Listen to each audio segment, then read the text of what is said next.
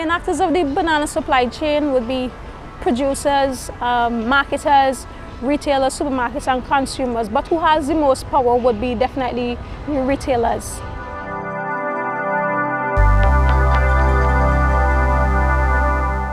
The rising demand on one hand could be coupled with the oversupply of bananas, which has normally been the case.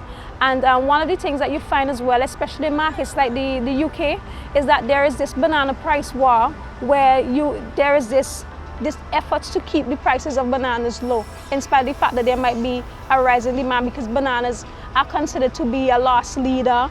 And so you give the impression to consumers that everything else is cheaper if you have low prices for bananas. I would imagine if you keep prices low, you will also have to pressure producers to ensure that you pay them less to maintain your profit margin. So I imagine that within the context of the UK, there's a lot of concerns for the impact that the banana price war and keeping prices low are having on producers and on workers.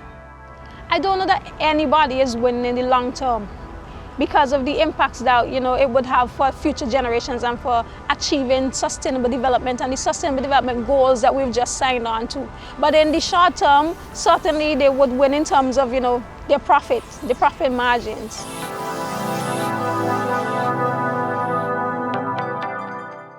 Slowly there have been progress within the World Banana Forum network, because the changes that you're able to achieve more or less depends to a large extent on who you can get to be a member of the forum. There are a lot of big players still, retailers and supermarkets, that are not operating within the confines of the forum, who don't come to the table to have dialogue and exchange and so forth. So I think the changes that we would see would be dependent on how much we can really lobby and push to have those big supermarkets coming into a space where we discuss sustainability within the industry.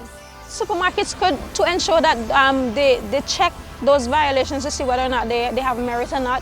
One of the things that they could do, they could take a similar approach to the Make Fruit Fair project, where you actually go to the producers and you have exchanges with them. You hear from them directly what are the working and living conditions, what are the prices, the social conditions that they work under. So I think that's a huge step that they could take. But in addition, to ensure that you have proper monitoring systems in place for those same producers, for those same suppliers who you trust, you have to make sure that you monitor the work that they say that they're doing to ensure sustainability within the system. The anticipation is that what would happen with the continued awareness building and education of consumers, that they would be able to demand of their supermarkets better actions that have better impacts on the lives of people, because producers are also citizens. And so it is about the consumers to exercise that power that they have to ensure that they demand fair trade from their supermarkets as well. And they recognize that when you pay a fair price, you are ensuring that there is a better future for generations to come.